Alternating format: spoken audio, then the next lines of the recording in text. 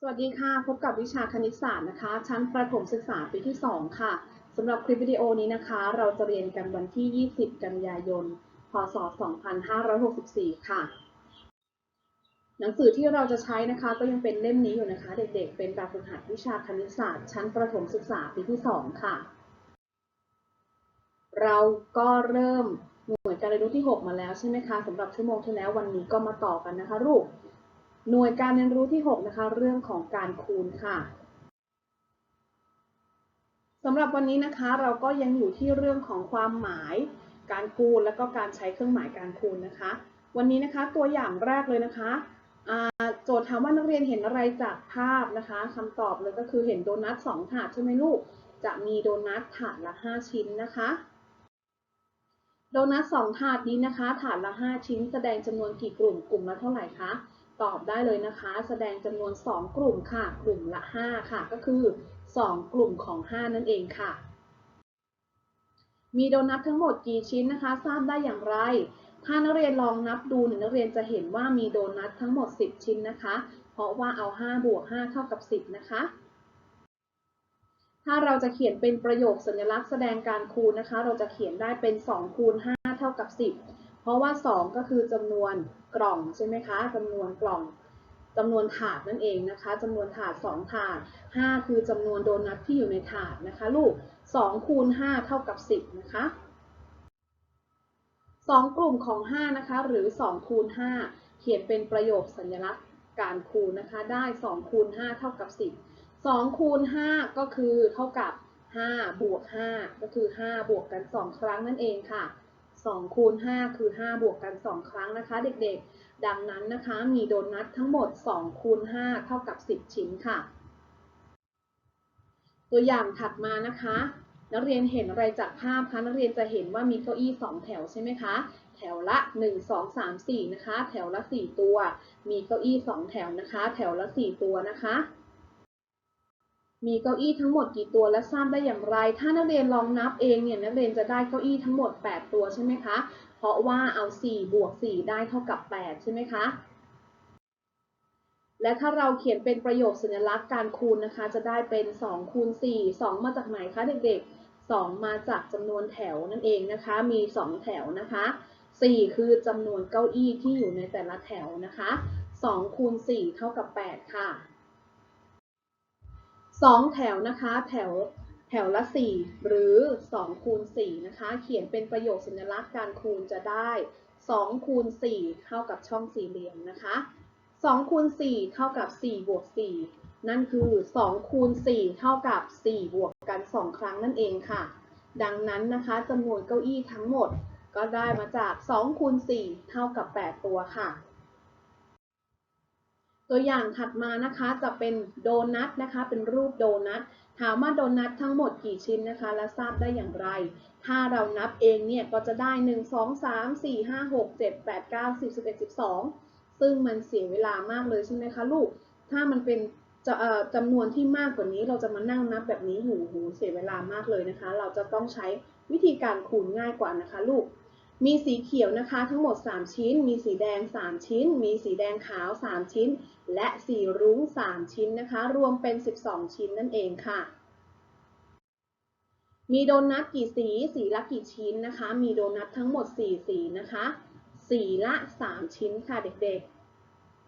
ๆโดนัทสีละ3ชิ้นนะคะแสดงจำนวนกี่แถวแถวละเท่าไรง่ายมากเลยใช่ไหมคะแสดงจำนวนนะคะ1 2 3 4ค่ะแสดงจำนวน4แถวนะคะแถวละ1 2 3ค่ะ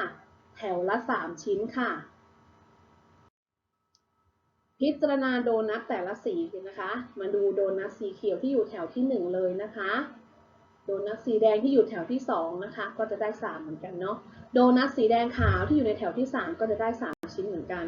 โดนัทสีรุ้งที่อยู่ในแถวที่4ก็ได้3ชิ้นเหมือนกันนะคะเด็กๆ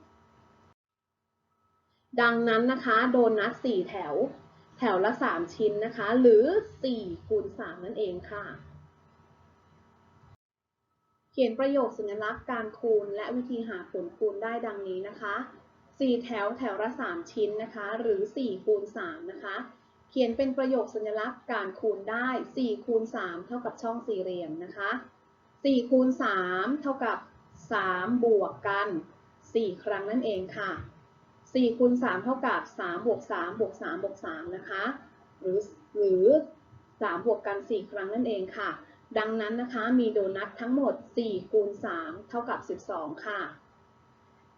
มีโดนัททั้งหมด4คูณ3เท่ากับ12ชิ้นนะคะพิจารณาโดนัทในแนวนอนบ้างนะคะแถวที่1แถวที่2และแถวที่3เด็กๆจะเห็นว่านะคะมีโดนัท3แถวแถวละ4ชิ้นนะคะหรือ3คูณ4อันนี้ดูในแนวนอนนะลูกนะ3แถวนะคะแถวละ4ชิ้นหรือ3คูณ4นะคะเขียนเป็นประโยคสัญลักษณ์ได้เป็น3คูณ4เท่ากับช่องสี่เหลี่ยมหรือนะคะ3คูณ4เท่ากับ4บวกกัน3ครั้งนั่นเองค่ะดังนั้นนะคะมีโดนัททั้งหมด3คูณ4เท่ากับ12ชิ้นค่ะ4คูณ3เท่ากับ12และ3คูณ4ก็เท่ากับ12นะคะ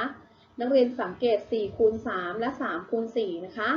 มีผลคูณเท่ากันดังนี้เลย4คูณ3เท่ากับ12และ3คูณ4ก็เท่ากับ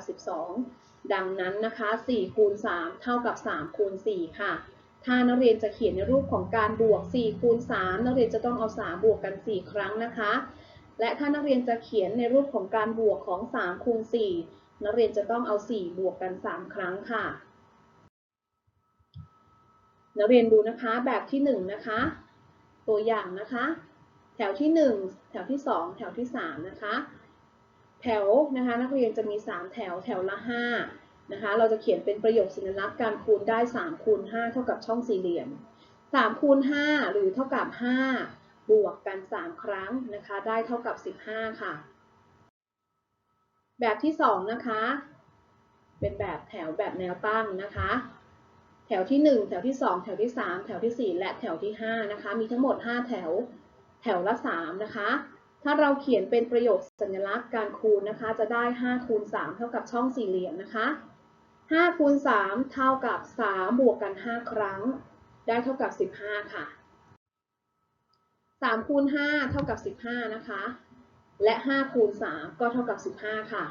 สังเกตนะคะเด็กๆสังเกตเลย3คูณ5และ5คูณ3จะมีผลคูณเท่ากันดังนี้นะคะ3คูณ5เท่ากับ15และ5คูณ3ก็เท่ากับ15นะคะดังนั้น3คูณ5เท่ากับ5คูณ3ค่ะอย่าลืมนะคะถ้านักเรียนจะเขียนในรูปของการบวก3คูณ5ให้นักเรียนเอา5บวกกัน3ครั้งนะคะหรือถ้านักเรียนจะเขียนในรูปของการบวก5คูณ3ให้นักเรียนเอา3บวกกัน5ครั้งค่ะ